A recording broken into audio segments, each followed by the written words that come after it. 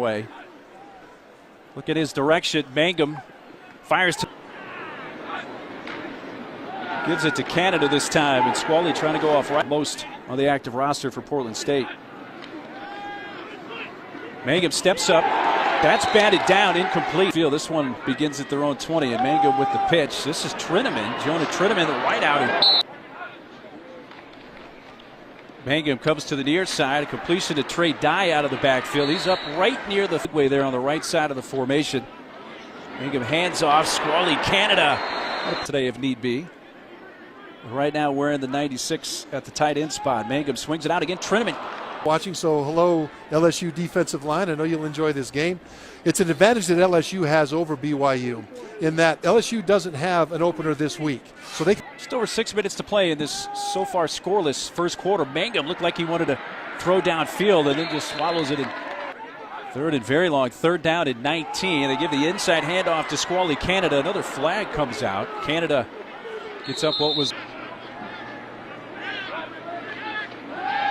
Mangum fakes the handoff to Squally Canada. Fires deep downfield for the tight end. Bushman, the 6'5", 230-pound freshman. Yeah, during spring and during summer, he seemed to be catching every deep ball down the middle. I mean, Mangum would throw it up there, and somebody would catch it, and when the dust settled, what you saw. And a first down for BYU, their best field position so far in this game. Canada ramped up for a minimal game. Ball in the air on the football field.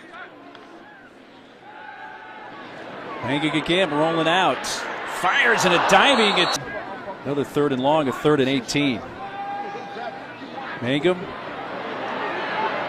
throws underneath. It's shy of that opportunity yesterday. Now he looks to convert on third down. It's short and does so. Just first out at the 43 of Portland State. Squally Canada. Bounced off one tackle attempt and gains another. To step up to replace all-time leading rusher Jamal Williams. Canada's not quite as powerful as Williams. He might be a little bit faster, but that kind of run right there showed that he does have. Second down and 1. Play fake, and Mangum wants to take a shot. He's going towards the end zone in the direction. This time he'll hand it off to Canada, who tries to leap in and does so. Looking forward to that game from Australia. Mangum lost the football. It's loose. Yeah, they got lucky on that one. The reason he took off out of the pocket was that everybody downfield was covered tight. It was man coverage. No receiver was able to get off of their coverage. So he takes off when the pressure happens. And that's actually just fantastic play. Davond Dade, their own 27.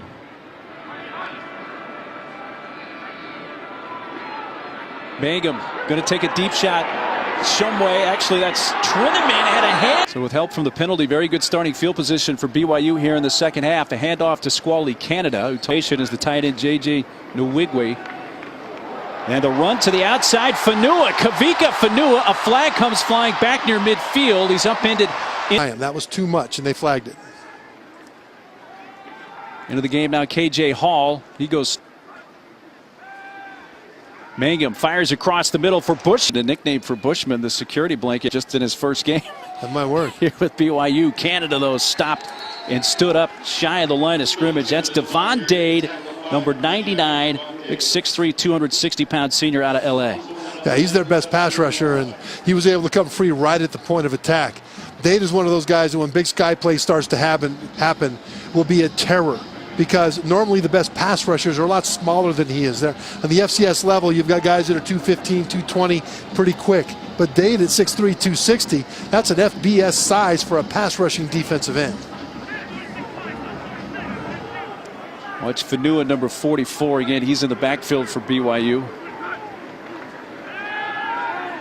Mangum has time to step up and throw deep. It's a bit underthrown, and Trinnaman coming back for it, trying to diving attempt. There's a blitz off the edge. They go for him, but it's well defended by Chris. Both of these guys are going to have a chance. Now he wants to throw every inch of it. BYU begins from their own 20. And a handoff straight ahead. Dade jumps back into the backfield with Mangum. Tanner's pass is caught at the 26-yard line. Give it to Dye. Yeah, I don't think so.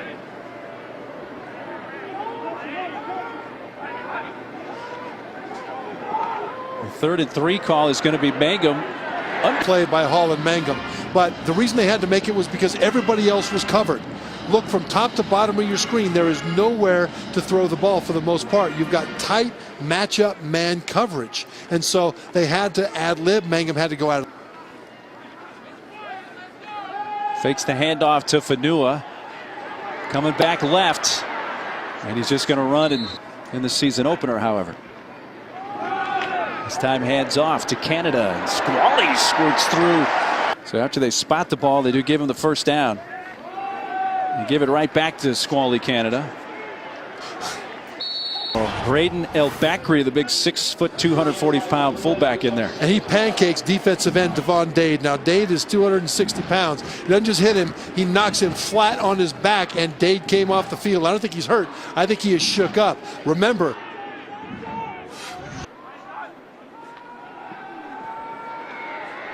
Mangum's time running out.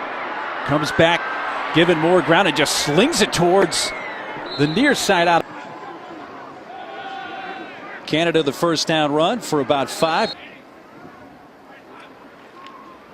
Keep it on the ground with Fanua.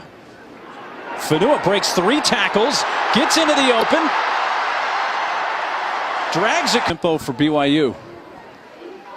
Give it right back to him. El-Bakri's back in the game. So is Canada. 3rd and long. Tulatau now back in once again at the running back spot, but Mangum takes a shot towards Bushman in the end zone near the pylon, incomplete. He was all tangled up with Chris Cisse at the right time. I liked watching a couple of the Portland State teammates come over and pat Eason on the head as if to say, hey, you're going to... Not as good as LSU, of course. Fanua, they keep it on.